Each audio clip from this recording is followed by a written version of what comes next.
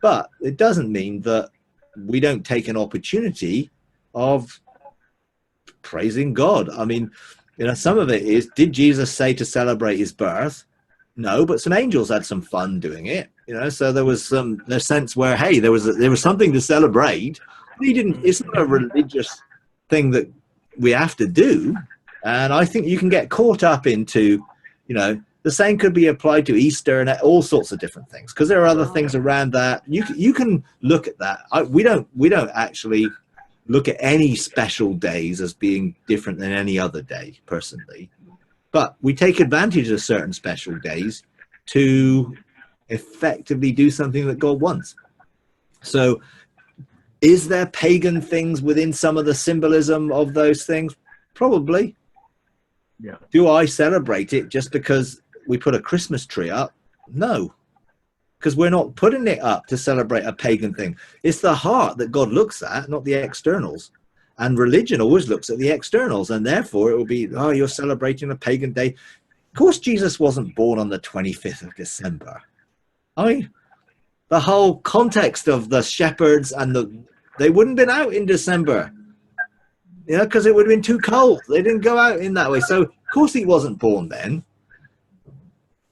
But we've chosen that today, and therefore, I don't have a problem with celebrating a time of year which, is an opportunity for family. For me, here's an opportunity where we get some time to spend as a family, and we can enjoy that. Are we doing it as a religious thing? No. Are we taking advantage that we get some holiday? Yes. And we're using that as family. And I'm not promoting that Christmas, put Christ back into Christmas instead of Xmas and all that sort of stuff. It's just, I know there's a lot of that stuff out there and everything else. I just don't get caught up into anything like that. I am not doing anything pagan because I don't believe in that. Is there some people, would they? Well, maybe. Some people will celebrate the winter solstice and different things. Do I know? So I think a lot of it's down to intent. And God looks at the intent of the heart. And we're free in those things. It's only if it's a bondage. It's like in I think it was in Colossians or somewhere where Paul was talking about, not celebrating days and months and moons and all this stuff. We're free from that now. We don't have to celebrate special days. One Christmas, I had a bee in my bonnet of it, and I wouldn't let them have a Christmas tree. And they still remember how miserable they were,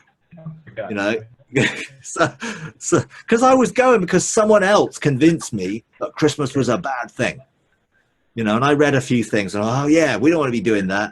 But actually, I was just being a killjoy, and God didn't want me to do that, and we didn't have Christmas dinner that year.